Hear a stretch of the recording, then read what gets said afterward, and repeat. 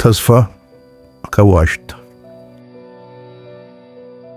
ለመንፈሳዊ ሰው ተስፋ ማለት ከመንፈስ ቅዱስ መኖር የተነሳ የነጋችንን ፍሬ የምናይበት ከመለኮት የተሰጠን ሀብት ነው። ወደ ሮሜ ሰዎች ምዕራፍ 15 ከቁጥር 13። የተቆረጠ ዛፍ ያቆጠቁጥ ተስፋ አለው። ተስፋ እንዲኖሩ ምክንያት የሆነው ዋሽታ ነው። ስለዚህ በሕይወታችን ላይ እንደ ተስፋ የምናስባቸው ነገሮች ከእርሱ መኖር የተነሳ ነው። ኢዮብ ምዕራፍ 14 ከቁጥር 7 እስከ 9። አብ ሊያድሰን ሲፈልግ ያረጀው ማንነታችንን ያነሰዋል።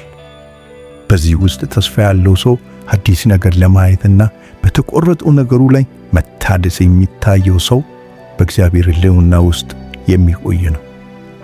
ገበሬው ዛፍን ቢቆርጠው ስሩን ግን አይነቅለውም፣ ነገ እንደሚያፈራ ያውቃልና። እኛ ደግሞ ከዚህ የሚልቅ በመለኮት እሳቤ ተስፋችን በእርሱ ዘንድ ታትሟል። ነገር ግን ከእርሱ ጋር ሆነን ተስፋ እየቆረጥን እርሱ የለም ብለን የደመደምን ብዙዎች አለን። ምክንያቱም አንድ ነው፣ መገኘቱን ስላላሸተትን ነው። እርሱ ተስፋ ሰጠ እንጂ እንድናሸት አያደርግም። ማሽተት ማለት የእግዚአብሔርን ቅርበት ተረድቶ ማመን ማለት ነው። ጠላት እኛን ተስፋ ለማስቆረጥ እግዚአብሔርን መገኘት አይከለክለንም። ይልቅ መገኘቱን እንዳናምን የሚያደርጉ በውሸት ድር የተሞሉ መረጃዎችን ያሳየናል።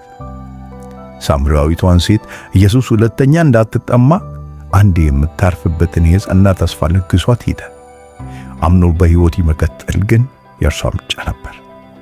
ማመኗን የምናረጋግጠው ሄዳ በመመስከሯ ነው።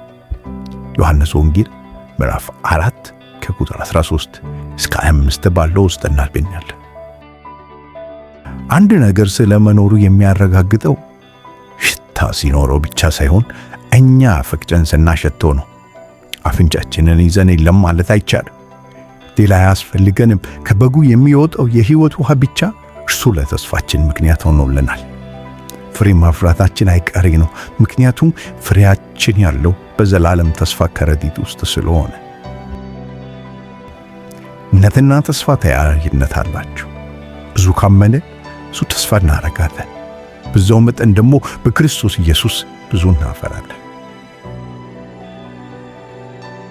የተስፋ አምላክን በመንፈስ ቅዱስ ኃይል በተስፋ እንድትበዙ በማመናችሁ ደስታና ሰላምን ሁሉ ይሙላባችሁ።